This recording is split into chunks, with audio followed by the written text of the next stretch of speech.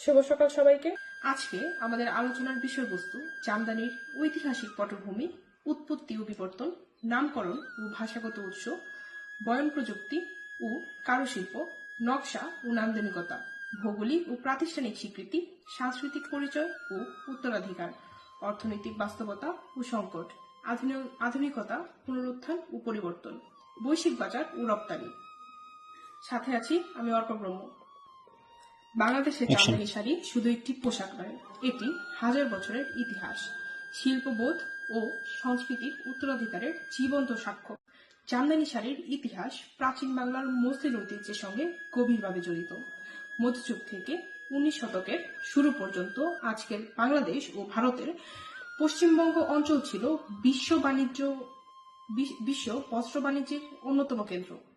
হাতে কাটা সুতা, হস্তচালিত তাঁতে তৈরি মসলিন তখন বিশ্বজুড়ে অতুলনীয় খ্যাতি অর্জন করেছিল।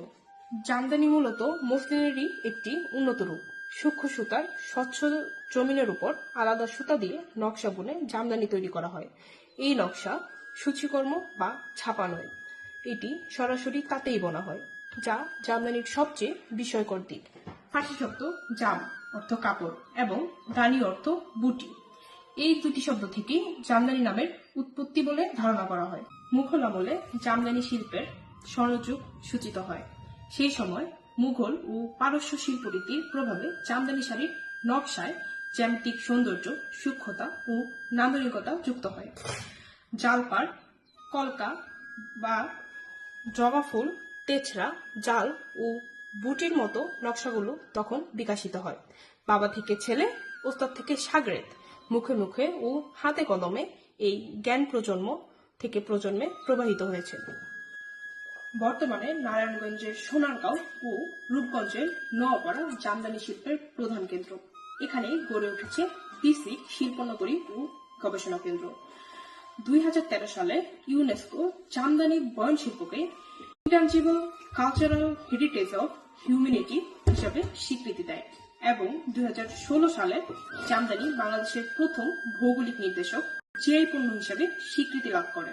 তবে গৌরবময় এই শিল্প আজ নানা সংকটে জর্জরিত। যন্ত্রচালিত তাঁতের প্রতিযোগিতা, কম মজুরি, বাজার সংযোগের অভাব এবং ভোক্তার মূল্যবোধের অবক্ষয় জামদানিকে শিল্পকে হুমকির মুখে ফেলেছে। অনেক ক্ষেত্রে ঐতিহ্যবাহী নকশা সংরক্ষণেও ঘাটতি দেখা গেছে। তবু আশার কথা হলো, সাম্প্রতিক সময়ে জামদানির চাহিদা আবারও বেড়েছে। নগরভিত্তিক বুটিক ও ফ্যাশন হাউসের মাধ্যমে তাঁত শিল্পীদের সরাসরি বাজার সংযোগ তৈরি হয়েছে। শাড়ির পাশাপাশি এখন জামদানি কামিজ, ফতুয়া, ওড়না, এমনকি হোম ফার্নিশিং ও পর্দার কাপড়েরও তৈরি হচ্ছে, যা দেশে বিদেশে রপ্তানি করা হচ্ছে। নারীরাও এখন সক্রিয়ভাবে তাঁতে বসে এই শিল্পে অবদান রাখছেন।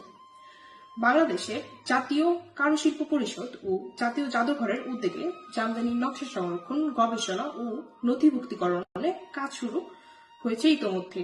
শত শত বয়নশিল্পীর সাক্ষাৎকার, কর্মশালা ও সেমিনারের মাধ্যমে শতাধিক বিশুদ্ধ নকশা সংরক্ষণ করা হয়েছে এবং জ্ঞানভিত্তিক বই প্রকাশিত হয়েছে। সবশেষ কবির ভাষায় বলতে হয়, শেষ হয়েও যেন হইল না শেষ। জামদানি শুধু একটি শিল্প নয়, এটি বাংলার আত্মপরিচয়। এই ঐতিহ্য রক্ষা করা মানে আমাদের ইতিহাস, সংস্কৃতি ও সৃজনশীলতাকে বাঁচিয়ে রাখা। সঠিক পরিকল্পনা, নীতিগত সহায়তা ও ভোক্তা সচেতনতার মাধ্যমে জামদানিকে বিশ্ব সাংস্কৃতিক বৈচিত্র্যের এক উজ্জ্বল অংশ হিসেবে টিকিয়ে রাখা সম্ভব। আজ এ পর্যন্তই। এতক্ষণ সাথে থাকার জন্য ধন্যবাদ।